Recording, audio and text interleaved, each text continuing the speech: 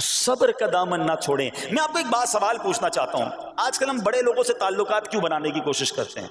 یار جب کوئی مشکل ٹائم آئے گا نا تو یہ بندہ کام آئے گا، یہ پیسے والا دوست ہے، یہ اس کے تعلقات بہت ہیں، اس کی گورنمنٹ میں بات ہے، اس کی وکیلوں میں بات ہے، 4-5 ایسے دوست ہونے چاہیے۔ یہ ڈاکٹروں کے اندر بڑی اچھی اس کی دوستی ہے، کوئی ڈاکٹر کا بھی کام آئے گا تو یہ بندہ کام آ جائے گا۔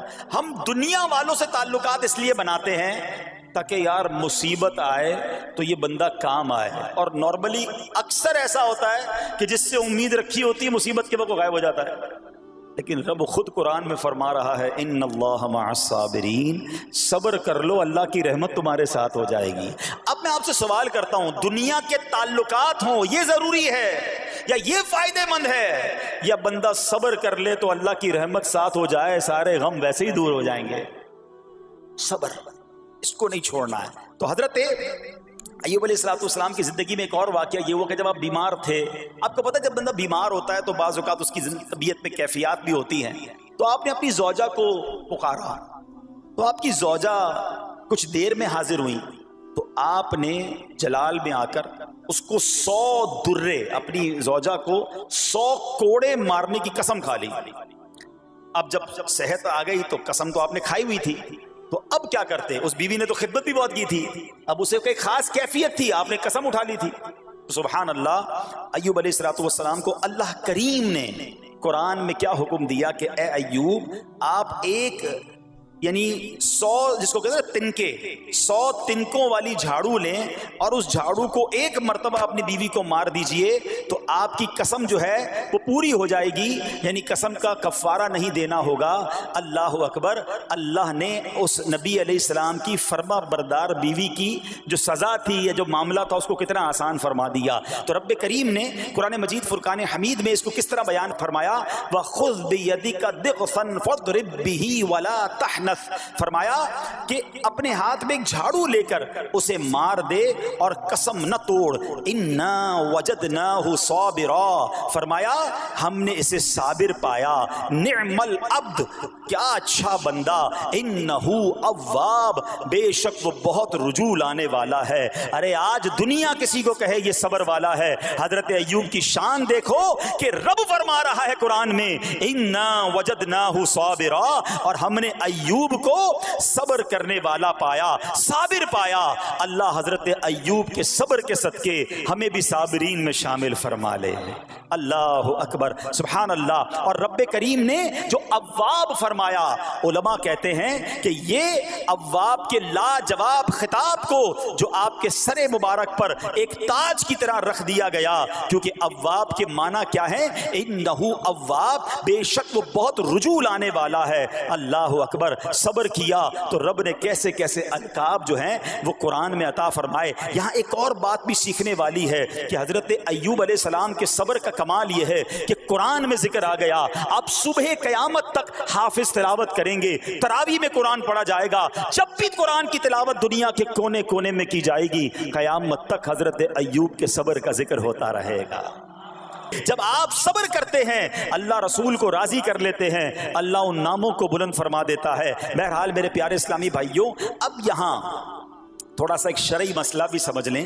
بعض اوقات ہے کہ آپ لفظ سنتے ہیں ہیلا، اچھا کچھ لوگ جب یہ لفظ ہیلا سنتے ہیں تو کنفیوز ہو جاتے ہیں، یار یہ کیا، ایک کام کرنا تھا اس کو ایک اور طریقے سے کر دیا، ہمیں سمجھ نہیں آ رہا، عجیب عجیب سی لوگ باتیں کرتے ہیں۔ سبحان اللہ، علماء فرماتے ہیں پہلے ہیلے کا مسئلہ سمجھ لیں۔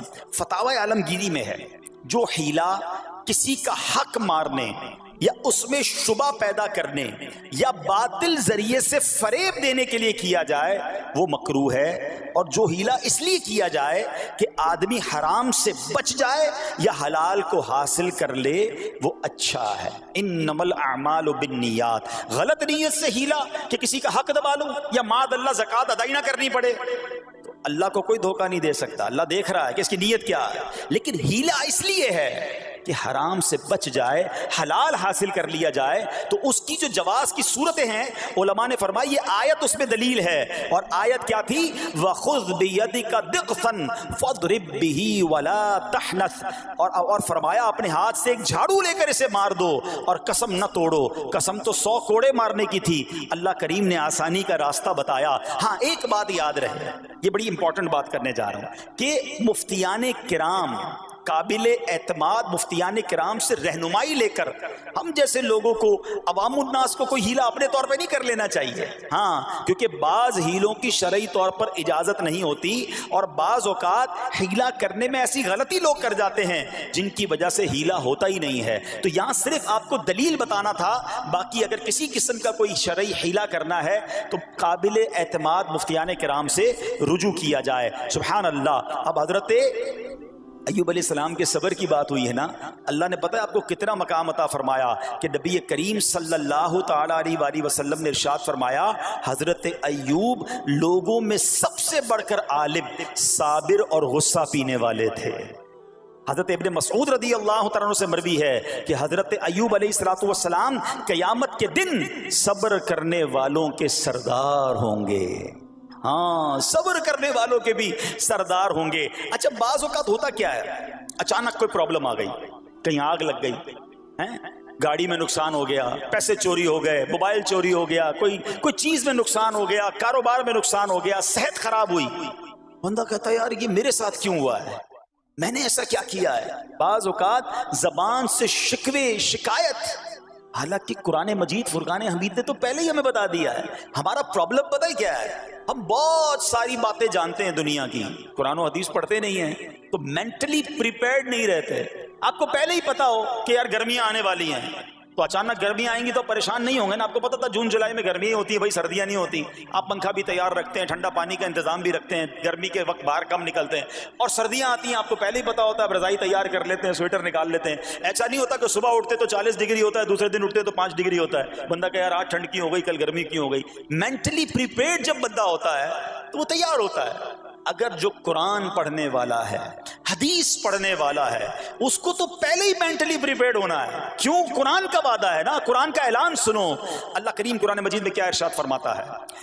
بسم اللہ الرحمن الرحیم وَلَنَبْلُوَنَّكُمْ بِشَيْءٍ مِّنَ الْخَوْفِ وَالْجُوعِ وَنَقْصٍ مِّنَ الْأَمْوَالِ وَالْأَنفُسِ وَالثَّمَرَاتِ وَبَشِّرِ الصَّابِرِينَ. اور ضرور ہم تمہیں آزمائیں گے. کیا فرمایا؟ ضرور آزمائیں گے، تیار رہو. there is examination. اچھا، آزمائش کن کی چیزوں کی ہوگی؟ سبحان اللہ. قرآن نے لسٹ بھی دے دی ہے کہ آزمائش کیا ہوگی.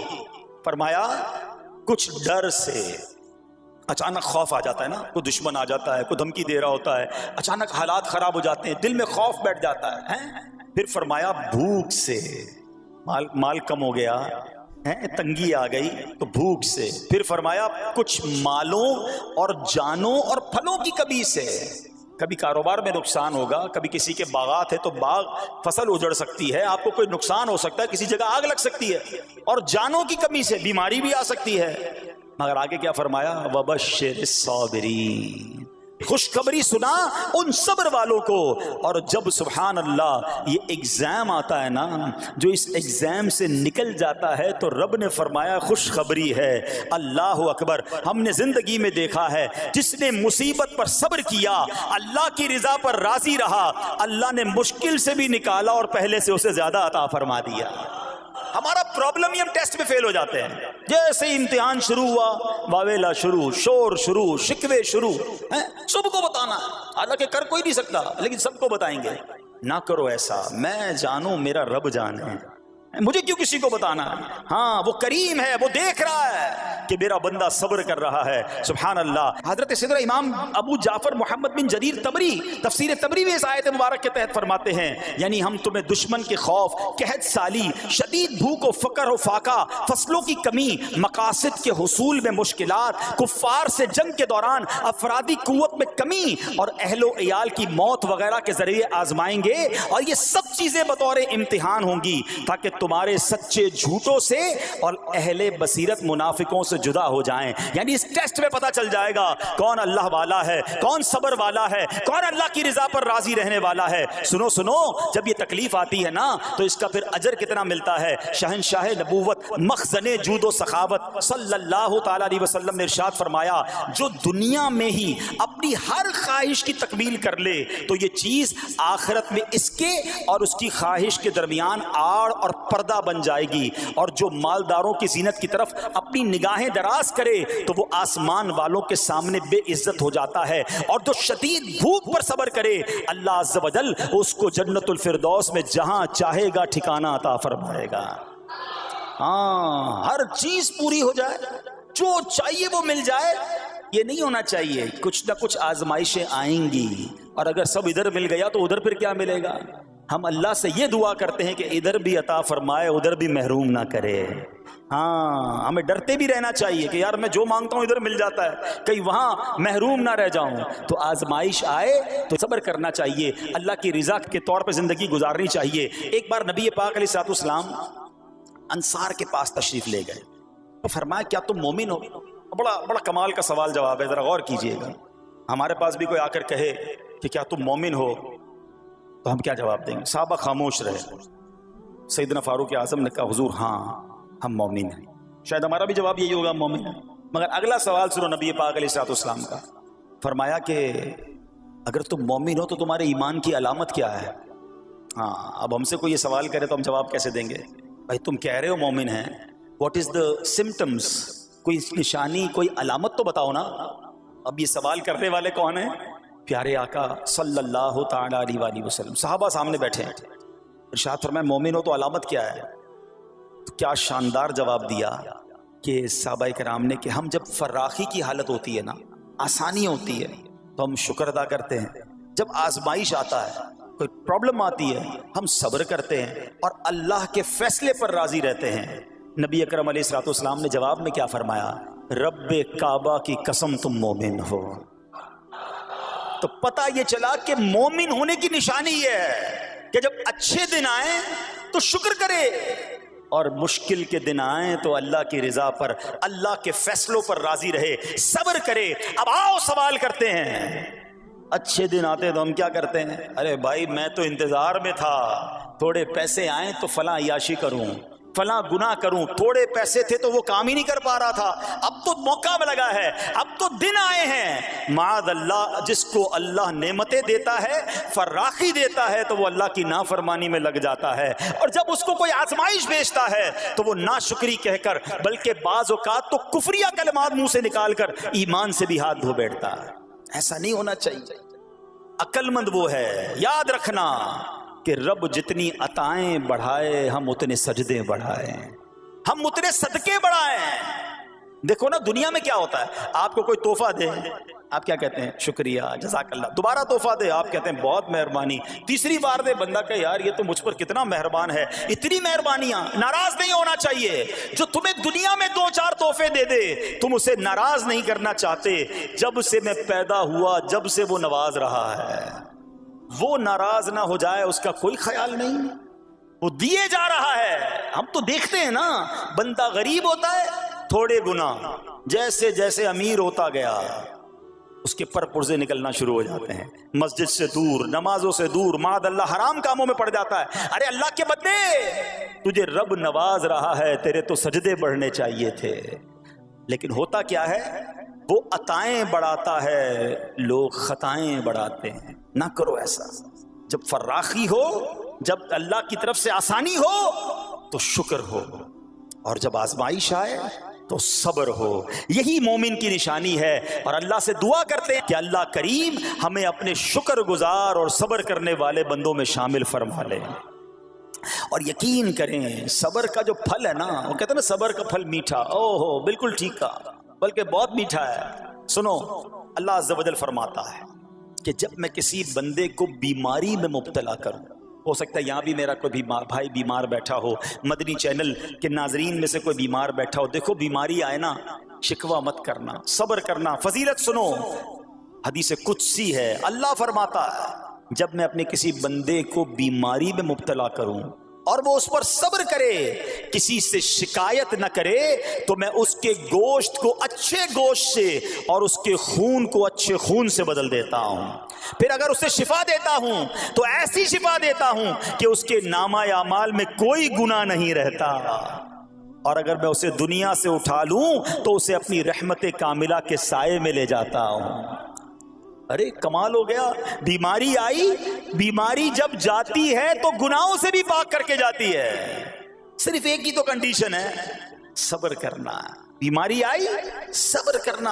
ہاں کسی سے بات نہ کریں، شکوہ نہ کریں، اللہ کی بارگاہ میں عرض کریں مولا تیری مہربانی، ہاتھ میں درد ہے باقی جسم تو سلامت ہے، اے اللہ آنکھ میں درد ہے باقی جسم تو سلامت ہے، اے اللہ گردوں میں پرابلم ہے میرا باقی جسم تو سلامت ہے، یہ بھی تیری مہربانی ہے. اللہ کرے کہ ہم شکر گزار بندے بن جائیں، کیونکہ یہ بیماری تو ہمارے گناہ معاف کروانے آئی تھی، مگر افسوس یہ ہے کہ جو گناہ معاف کروانے والا کام ہمارے ساتھ ہوا اس میں بھی ہم نے اللہ کو ناراض کر دیا اور شکوے شکایات کی. سنو سنو، اس نے اخلاق کے پیکر نبیوں کے تاجور صلی اللہ تعالی علیہ وسلم نے ارشاد فرمایا، ابھی تو صرف بیماری کی بات ہوئی نا، اب آؤ اگر کسی کو کاروبار میں نقصان ہو گیا، کسی کے پیسے کم ہو گئے، کسی کی جان و مال کا کوئی نقصان ہوا، کوئی آگ وغیرہ لگ گئی، سنو اللہ کے حبیب علیہ الصلوۃ والسلام فرماتے ہیں کہ اللہ ارشاد فرماتا ہے، پھر حدیث قدسی ہے کہ جب میں اپنے کسی بندے کے بدن یا اس کے مال یا اس کی اولاد کی طرف کوئی سختی بھیجوں، پھر وہ صبر جمیل کے ساتھ اس کا استقبال کرے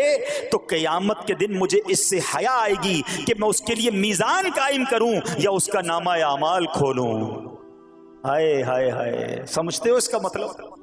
اللہ فرما رہا ہے مجھے حیا آئے گی کہ اپنے بندے سے اب کیا حساب لوں. جب آزمائش بھیجی تھی تو اس نے صبر کیا تھا، اس نے شکوہ نہیں کیا تھا. خدا کی قسم میں آپ سے پوچھتا ہوں، میرا کوئی نقصان ہو جائے اور قیامت کے دن میرا نامہ اعمال نہ کھولا جائے، مجھے اللہ کی بارگاہ میں حساب نہ دینا پڑے، مجھے بتاؤ یہ دنیا کے حساب نقصان کی کیا حیثیت ہے اگر ادھر بخشا جائے. سنو تو صحیح، رب فرما رہا ہے کہ مجھے حیا آتی ہے کہ اس کے لیے میزان قائم کروں یا اس کا نامہ اعمال کھولوں. ارے یہ ساری دنیا کی دولت، یہ ساری دنیا کی آسائشیں ایک طرف، اگر قیامت کے دن حساب کتاب میں آسانی مل جائے، اللہ بلا حساب جنت میں داخل کر دے، اس سے بڑھ کر کوئی نعمت نہیں. مگر آج افسوس یہ ہوتا ہے کہ اگر کسی پر امتحان آتا ہے وہ اس امتحان میں فیل ہو جاتا ہے. اس حدیث میں ایک لفظ استعمال ہوا صبر جمیل کے ساتھ. اب یہ بھی بڑا مسئلہ ہے کہ لوگوں کو یہی نہیں پتا کہ صبر جمیل ہے کیا. لوگ کہتے تو بہت ہیں اللہ پاک آپ کو صبر جمیل عطا فرمائے، اب اس سے پوچھو بھائی صبر جمیل کی تعریف کیا ہے تو پھر تعریف نہیں پتا ہوتی. یہ کسی جمیل بھائی کا صبر نہیں ہے کہ جس کو صبر جمیل کہا جاتا ہے. صبر جمیل کی تعریف سمجھو. علماء کہتے ہیں کسی مصیبت زدہ اور غیر مصیبت زدہ کو برابر میں دیکھو مگر دونوں میں کوئی فرق نظر نہ آئے. یعنی چہرہ بھی نہ بتائے کہ وہ کسی مشکل میں ہے، اس کی عادتیں بھی نہ بتائیں کہ وہ کسی پرابلم میں ہے، یعنی اس کو دیکھ کر پتہ ہی نہ چلے کہ وہ بڑی مشکل میں ہے. فرمایا یہ ہے صبر جمیل. مگر آج ہمارا حال یہ ہے، ہمارا چہرہ بتا دیتا ہے بھائی خیر تو ہے، بڑی ٹینشن میں ہو، ہاں یار کیا کروں بس موبائل ٹوٹ گیا، ارے بھائی بڑی چہرے پہ بڑی ہوائیاں اڑ رہی ہیں، بس کیا کروں جناب آج 5,000 روپے کھو گئے. 5,000 روپے کھو جائیں، چھوٹا سا نقصان ہو جائے، ہمارا چہرہ بتا دیتا ہے کہ ہمارے ساتھ کوئی معاملہ ہوا ہے. صبر جمیل یہ ہے کہ دیکھ کر کوئی پہچان ہی نہ سکے کہ یہ بندہ کتنی مشکل میں ہے، چاہے اندر کتنی تکلیف میں ہو، دنیا والوں کو نہ بتائے کیونکہ وہ رب کا بندہ ہے، وہ اللہ کی بارگاہ میں فریاد کرے. یہ صبر جمیل ہے اور اللہ اسے ہم سب کو نصیب فرمائے. ہاں یہ بڑی کمال کی بات ہے. ہم کیا کرتے ہیں سارے جہان کو بتاتے ہیں، اچھا پھر آخر میں لوگ کہتے بھی ہیں جب پورے محلے کو بتا دیا نا پھر اس کے بعد کہتے ہیں بس کیا کریں بھائی صبر ہی کر رہے ہیں.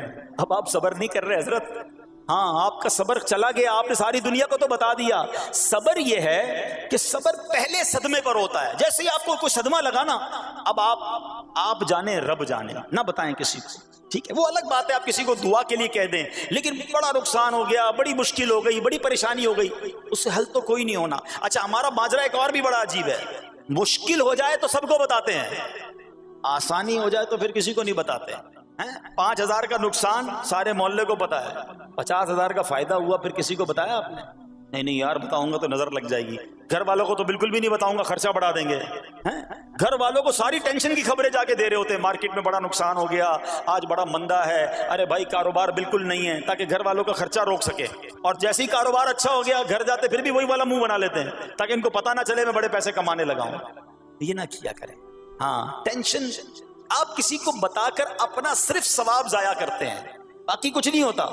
کرنا رب نے ہے، اور یہ اگر آزمائش میرے درجے بلند کرنے آئی ہے، اگر یہ آزمائش مجھے اللہ کے قریب کرنے آئی ہے تو پھر تو اس کا استقبال ہونا چاہیے نا.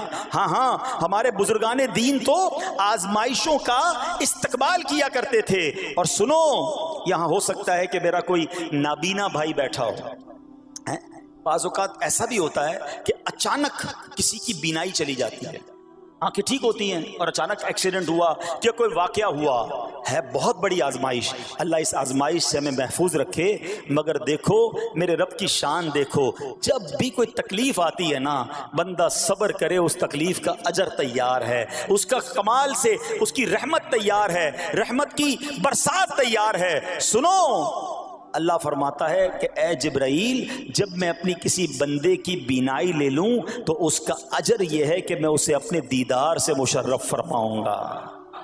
ہاں، آنکھیں گئی ہیں مگر اللہ فرماتا ہے میں اپنا دیدار کرواؤں گا، بس صرف صبر کرنا ہے۔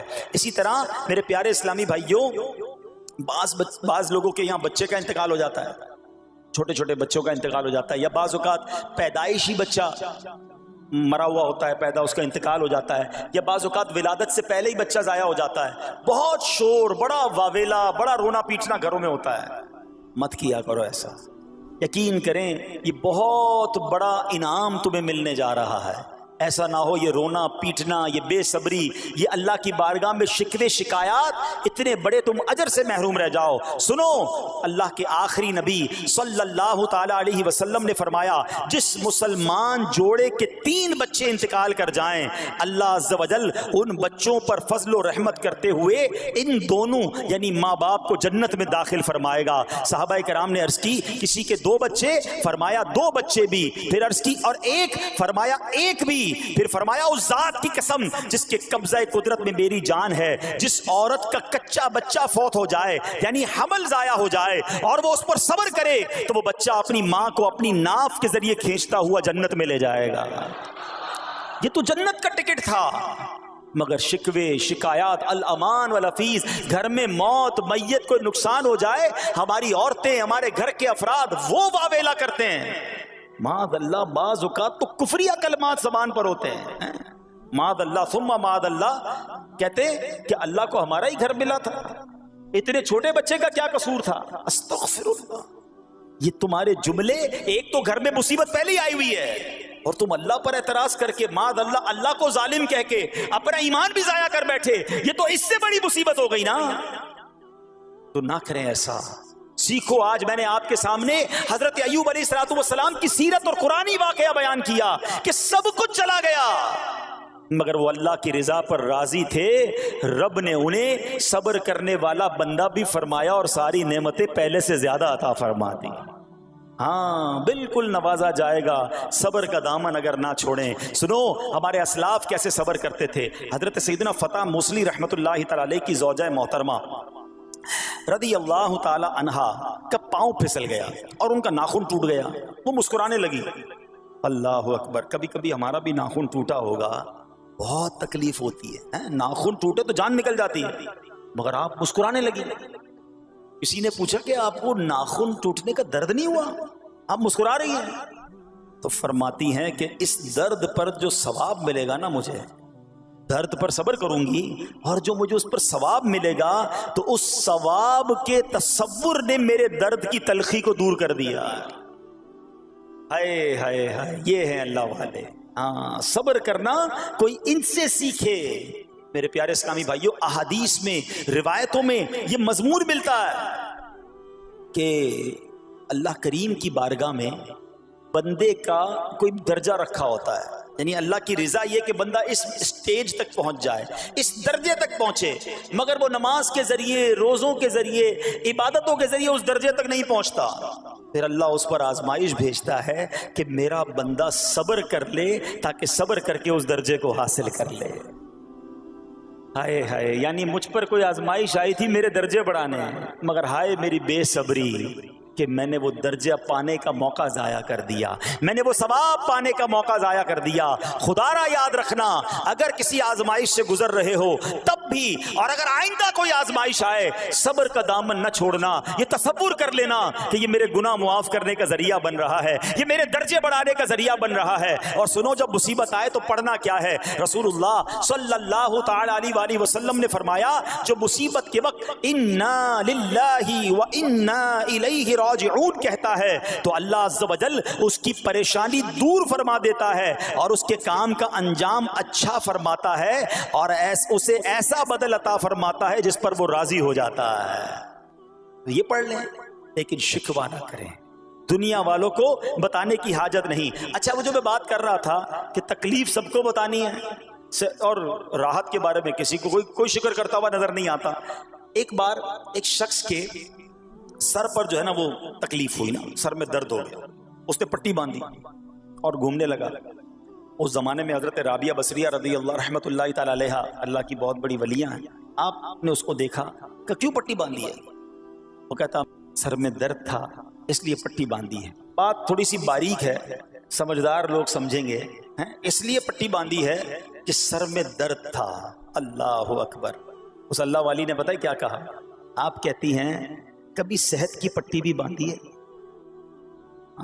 یہ جملہ ہے بڑا سمجھنے والا ہے، یعنی اللہ نے اتنے دنوں تک صحت میں رکھا تو کسی کو نہیں بتایا، اور تھوڑے دنوں کی تکلیف آئی تو پٹی باندھ کے سب کو بتانے چلا ہے کہ رب نے بیمار کیا ہے۔ ہاں، ہمیں اللہ کریم کی طرف سے آزمائش ہمیشہ تھوڑی آتی ہے۔ اگر اپنی زندگی کا ہم پورا عرصہ کیلکولیٹ کریں نا کہ بھئی 40 سال کا کوئی بندہ ہو گیا ہے تو کتنے دن ہوئے 40 سال میں؟ ٹھیک ہے، ایک بار کبھی بیٹھ کے اکیلے میں حساب کرنا، اتنے ہزار دن میں نے دنیا میں گزارے، کتنے دن بیمار رہا؟ تو شاید چند دن، 100 دن، 50 دن، 200 دن بنیں گے۔ کئی ہزار دنوں میں سے اگر چند دن اللہ نے مجھ پر آزمائش ڈالی تو ہزاروں دن راحت بھی تو ڈالی نا، صحت بھی تو عطا فرمایا۔ اتنے دن جس رب نے چھاؤں میں کھڑا کیا، اگر تھوڑی دیر کے لیے دھوپ آئی ہے تو مجھے شکوہ نہیں کرنے چاہیے۔ یاد رکھنا، ہر رات کے بعد صبح ہے، ہر دھوپ کے بعد چھاؤں ہے۔ اگر تم انتظار کرو گے تو رب ایسی رحمت تم پر نازل کرے گا، اپنے غیب کے خزانوں سے عطا فرمائے گا۔ قرآن میں رب نے وعدہ کیا ہے وَمَن يَتَوَکَّلْ عَلَى اللَّهِ فَهُوَ حَسْبُهُ، جو اللہ پر بھروسہ کرے اللہ اس کے لیے کافی ہے۔ مگر ہمارا پرابلم یہ ہے کہ جب مشکل آتی ہے ہم یہ ساری باتیں بھول کر بس شکوہ، شکایات اور پریشانی میں چلے جاتے ہیں۔ ارے آپ اس مصیبت کو اللہ کی طرف سے نعمت سمجھ لو، اللہ کی طرف سے یہ سمجھ لو کہ میرے گناہ معاف کروانے، میرے درجات بلند کرنے کے لیے آیا ہے۔ اچھا، اب ایک اور بات، بعض اوقات شیطان ہے نا وہ کسی کے دماغ میں وسوسہ ڈالتا ہے کہ یار جب میں نمازیں نہیں پڑھتا تھا نا تب تو اتنا پریشان نہیں رہتا تھا، جب سے نمازیں شروع کی، دعوت اسلامی کے اجتماع میں آنے لگا، مدنی قافلوں میں سفر شروع کر دیا، اب تو میں نے کچھ ذمہ داری بھی لینا شروع کر دی ہے۔ ارے میں نے جب سے امامہ پہنا ہے یا داڑھی رکھ لی ہے، میری کوئی اسلامی بہن سن رہی ہے کہ بے پردہ گھومتی تھی تو کوئی اتنا ٹینشن نہیں تھا، اب میں نے جناب پردہ کرنا شروع کیا ہے، قرآن پڑھنا شروع کیا ہے تو ٹینشنیں شروع ہو گئی ہیں۔ اب شیطان بعض لوگوں کے ذہنوں میں یہ وسوسہ ڈالتا ہے کہ میں تو دین کے قریب ہو رہا ہوں، اللہ کے قریب ہو رہا ہوں، اور مجھ پر آزمائشیں کیوں آ رہی ہیں؟ سنو، سبحان اللہ، اللہ کے حبیب علیہ الصلوۃ والسلام کی کیا شان ہے۔ اعلیٰ حضرت ایسے ہی نہیں کہتے کہ میں نثار تیرے کلام پر، ملی یوں تو کس کو زبان نہیں، وہ سخن ہے جس میں سخن نہ ہو، وہ بیان ہے جس کا بیان نہیں۔ میرے آقا نے کم و بیش 1450 سال پہلے یہ مسئلہ سالو کر دیا۔ حضرت سیدنا سعد بن ابو وقاص رضی اللہ تعالیٰ عنہ فرماتے ہیں کہ میں نے عرض کی یا رسول اللہ صلی اللہ تعالیٰ علیہ وسلم، سب سے زیادہ مصیبتیں کن لوگوں پر آئیں؟ گلی مقاتی نا، پنجابی میں کہتے ہیں نا گالی بات ہی ختم کر دی۔ حضور یہ بتائیں سب سے زیادہ مصیبتیں کن لوگوں پر آئیں؟ پیارے آقا نے فرمایا انبیاء پر۔ اللہ اکبر، اللہ کے سب سے قریب تو انبیاء ہیں نا، انبیاء پر، پھر ان لوگوں کے بعد جو لوگ بہتر ہیں، پھر ان کے بعد جو بہتر ہیں۔ سنو اب اگلا جملہ، بندے کو اپنی دینداری کے اعتبار سے مصیبت میں مبتلا کیا جاتا ہے۔ اگر وہ دین میں سخت ہوتا ہے اس کی آزمائش بھی سخت ہوتی ہے، اگر وہ دین میں کمزور ہوتا ہے تو اللہ عز و جل اس کی دینداری کے مطابق اسے آزماتا ہے۔ بندہ مصیبت میں مبتلا ہوتا رہتا ہے یہاں تک کہ اس کے دنیا میں ہی اس کے سارے گناہ بخش دیے جاتے ہیں۔ گویا اللہ کی یہ رحمت ہے کہ بندہ بڑا نیک ہو رہا ہے، رب چاہتا ہے کہ اس بندے پر آزمائش بھیجوں، میرا نیک بندہ صبر کرے، اس کے گناہ معاف ہو جائیں اور میرے پاس آئے تو اس کو جنت میں داخل کر دوں۔ اللہ اکبر۔ اے پیارے اسلامی بھائیو، یاد رکھنا، اب جو میں نے ایک سوال قائم کیا تھا نا کہ یار میں تو دین کے قریب، میں تو اللہ کے قریب ہونے کی کوشش کر رہا ہوں اور ایک کے بعد ایک آزمائش آ رہی ہے، یہ کیا ہے؟ اب ایک اور حدیث سن لو، سبحان اللہ۔ حضرت سیدنا انس رضی اللہ تعالیٰ عنہ سے روایت ہے، سرکار والا تبار، ہم بے کسوں کے مددگار، شفیع روز شمار، دو عالم کے مالک و مختار صلی اللہ تعالی علیہ وآلہ وسلم نے فرمایا، جب اللہ عز و جل کسی بندے سے محبت فرماتا ہے، سننا ذرا غور سے، اللہ عز و جل جب اپنے کسی بندے سے محبت فرماتا ہے یا اسے اپنا دوست بنانے کا ارادہ فرماتا ہے تو اس پر آزمائشوں کی بارش فرما دیتا ہے۔ اب سوال ہے نا کہ میں اللہ دوست بھی بنا رہا ہے، اللہ کریم اس پر محبت بھی فرما رہا ہے اور آزمائشیں بھی بھیج رہا ہے۔ دوست پر آزمائشیں کون بھیجتا ہے؟ دوست کو تو راحتیں ڈالی جاتی ہیں۔ ہائے ہائے، اب یہی تو امتحان ہے، یہی تو چیک ہے۔ سنو، نبی پاک فرماتے ہیں جب اللہ اس پر آزمائش بھیجتا ہے نا، وہ بندہ اپنے رب کو پکارتا ہے، اے میرے رب عز و جل، تو اللہ فرماتا ہے میرے بندے تو جو کچھ مجھ سے مانگے گا میں تجھے عطا فرماؤں گا، تو جلد ہی تجھے دے دوں گا اور اسے تیری آخرت کے لیے ذخیرہ کر دوں گا۔ سبحان اللہ۔ یعنی اللہ والوں کو آزمایا جاتا ہے، ان کے درجات بلند کیے جاتے ہیں، ان کے گناہ معاف کیے جاتے ہیں۔ تو اے میرے پیارے اسلامی بھائیوں، کبھی بھی یہ ذہن میں خیال مت لانا کہ یار میں دین میں قریب آ رہا ہوں، میری آزمائشیں بڑھ رہی ہیں، سمجھ لو امتحان شروع ہو گیا ہے، ٹیسٹ شروع ہو گیا ہے، اب اس ٹیسٹ میں مجھے کامیاب ہونا ہے اور اللہ کے مزید قریب جانا ہے۔ زندگی میں جو گناہ ہو گئے ہیں یہ میرے گناہوں کا انشاءاللہ کفارہ بن جائے گا، میرے درجات کی بلندی کا سبب بن جائے گا۔ اللہ سے عرض کرنا، اے مولا میں تیری رضا پر راضی، میں تیرے فیصلوں پر راضی، اب تک جو دیا تھا تو نے دیا تھا،